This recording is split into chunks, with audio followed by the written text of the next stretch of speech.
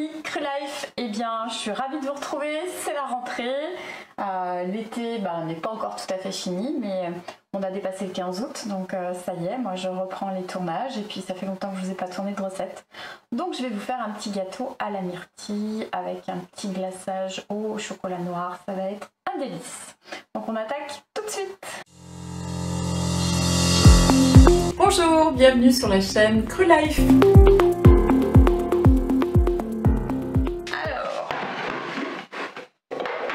Vous allez mettre 2 cups d'amandes. Donc l'amande est une saveur boisée qui se marie très bien avec la myrtille. Avec, vous allez mettre 1 cup de pâte de date. Hop, avec la chaleur, elle se ramollit. Pas besoin de la couper comme on le fait en hiver. Hop, vous pouvez y aller tranquillement. Récupérez bien la matière, du coup ça colle sur le couteau. Donc, ce serait dommage de laisser perdre cette bonne pâte de date.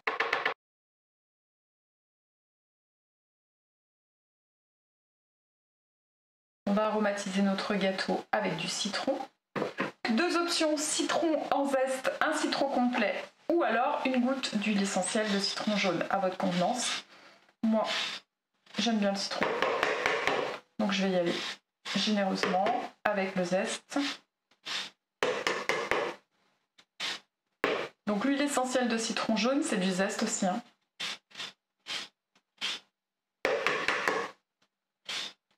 Les zestes d'agrumes ne sont pas passés dans l'alambic, c'est juste des zestes pressés.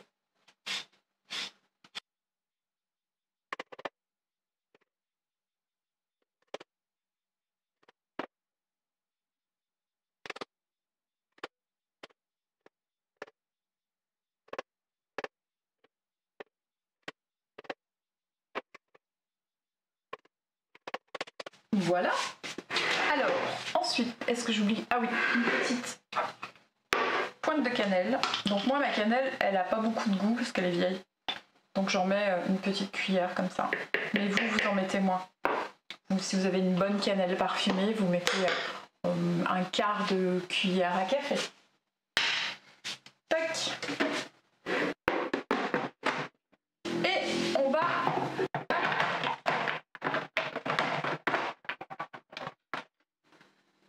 Hop, vous n'avez pas oublié pendant l'été comment on fait une bonne mouture. Donc on fait avec le pulse.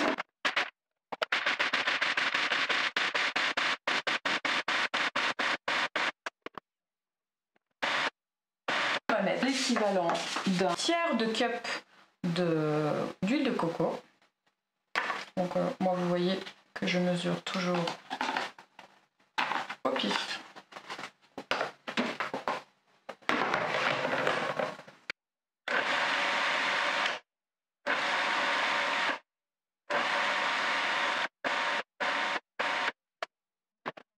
Oh, comme ça sent bon. Vous auriez pu le faire aussi avec de l'huile de coco désodorisée. Là, ça va mettre une petite note coco quand même, hein. Moi, perso, j'adore.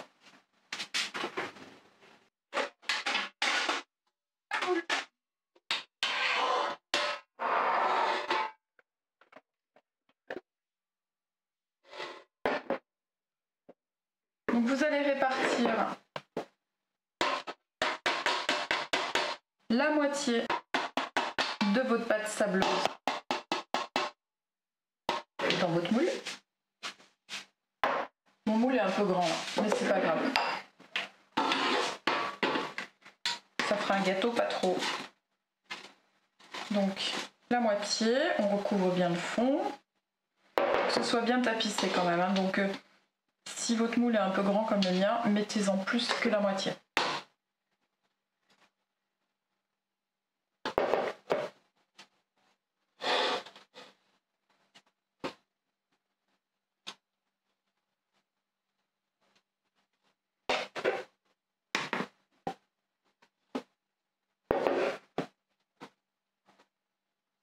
Tac. Donc surtout on tasse pas, on laisse bien aérien. Vous avez vu, moi je répartis. Juste je tapote un peu. Et là il y a un endroit où il n'y en a pas trop.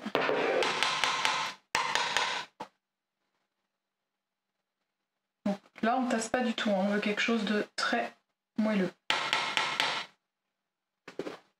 Est-ce que j'ai la moitié? On va en mettre encore un petit peu. Donc vous ne pressez surtout pas votre pâte. Vous prenez vos myrtilles. Hop. Vous allez mettre une bonne couche de myrtilles.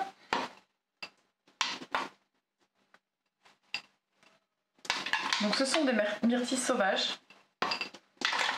Moi j'habite en Haute-Savoie, donc la myrtille sauvage chez nous c'est une institution. Ça a énormément de vertus, la myrtille sauvage. Alors là, l'idée c'est de recouvrir la pâte.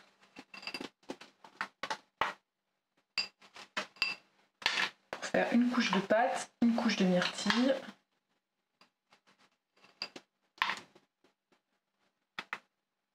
Donc on essaye de faire une surface à peu près plane aussi. Voilà. Tac. Donc pareil, on n'écrase toujours pas. Et on finit avec notre pâte. Donc là on essaie de répartir.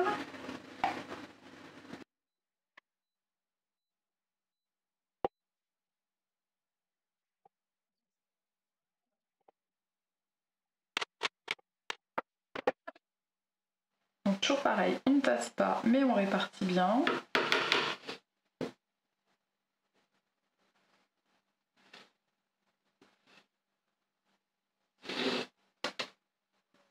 Et là, deux options. Soit vous faites un glaçage à la myrtille en utilisant le reste de myrtille. Vous mettez un quart de cup d'eau, 2 g de agar-agar. Vous faites bouillir dans une bouilloire réservée à cet effet. Et vous mélangez, vous mixez tout au blender. Les myrtilles, vous mettez du sucre. En sucrant là, vu ce qui reste, vous mettez une cup de sucre. Donc sirop d'agave ou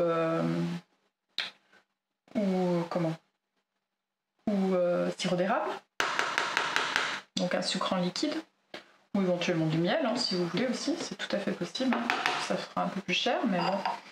Ou alors vous allez faire un glaçage au chocolat noir. Donc là vous prenez l'équivalent de 1/3 de cup de coco, soit désodorisé soit pas, 2 tiers de cacao, 2 tiers de cup toujours de sucre liquide.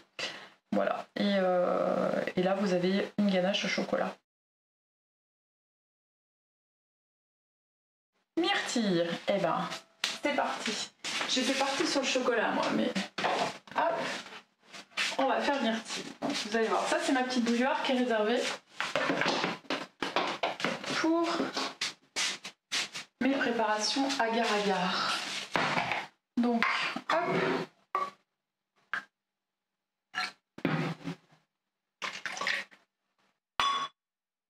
Des jolies mains.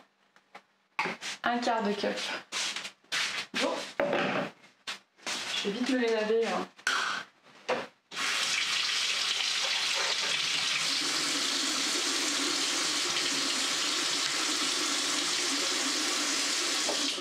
Un petit truc. Quand vous avez les mains tachées comme ça, vous mettez du savon, vous mettez du bicarbonate.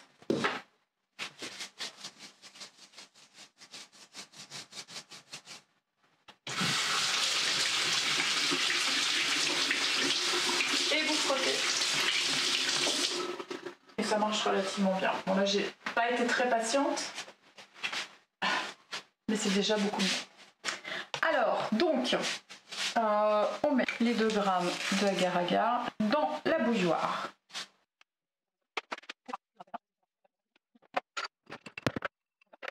Les myrtilles dans le blender. Là, je vais plutôt mettre les 3/4 d'une cup, parce qu'il n'y en a pas beaucoup de myrtilles, de sucrant.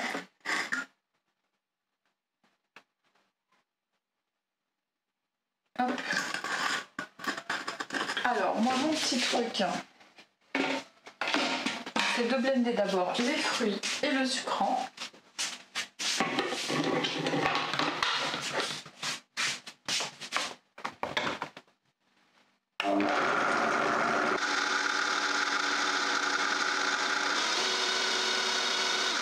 Donc là, l'objectif, c'est que ça devienne sans peau, que les myrtilles soient bien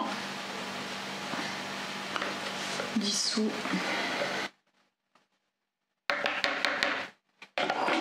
Donc on va y aller un peu plus fort.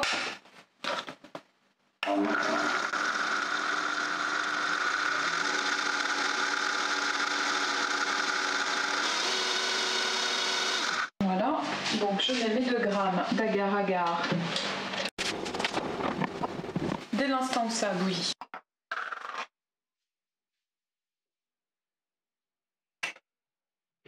Vous mettez tout de suite votre préparation et vous commencez.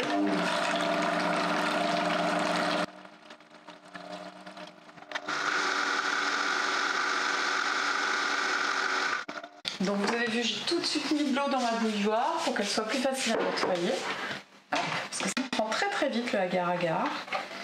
Et donc là on va récupérer la matière dans le couvercle. Parce qu'on n'a pas une très très grande quantité de glaçage. Il va falloir faire vite parce que ça prend très vite hein, avec l'agar-agar. Avec des petites quantités comme ça et avec 2 grammes d'agar-agar, on va avoir un glaçage bien ferme, délicieux. Alors ce qu'il y a de bien, c'est qu'il va, comment dirais-je, amener le côté, il va, comment dirais-je, consolider le côté sablé du gâteau.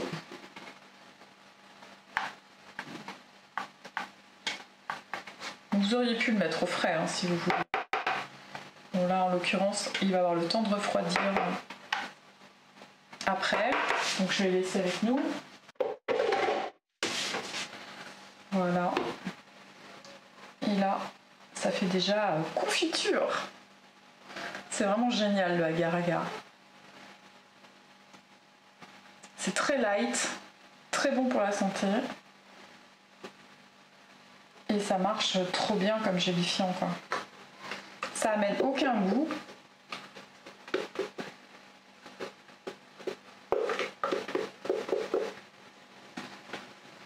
Moi j'ai hésité parce que il fallait le faire cuire avec l'eau.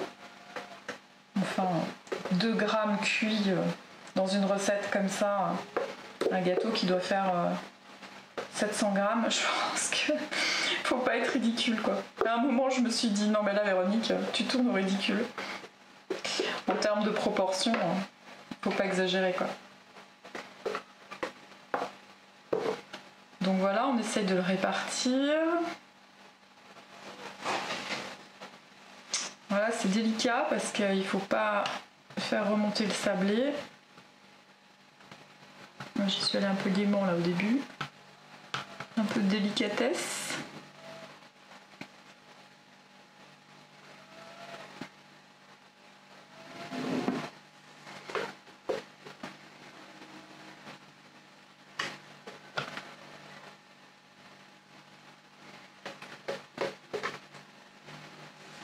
Donc allez, hop, donc on amène bien le glaçage jusqu'au bord du moule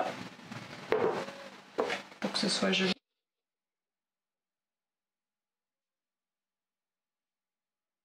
Pour décorer, vous mettrez quelques myrtilles ou fruits rouges. Tous les fruits rouges se marient avec la myrtille, donc si vous trouvez pas si c'est pas l'été et que vous n'avez pas de myrtille pour décorer, des framboises, c'est très bien, des mûres, des cassis. Tout va bien avec la myrtille. La myrtille, elle a cette note acidulée mais aussi sucrée qui fait qu'on peut vraiment s'autoriser beaucoup avec. Voilà. Là, en l'occurrence, c'est sirop d'érable. Vous auriez pu mettre, je vous ai dit, du sirop d'agar. Ça fonctionnait très bien. Vous auriez pu aussi mettre à la place de la pâte de date du sucre de coco. Ça aurait très bien marché aussi. Ou de la pâte d'abricot. Ça marchait également, dans les mêmes proportions.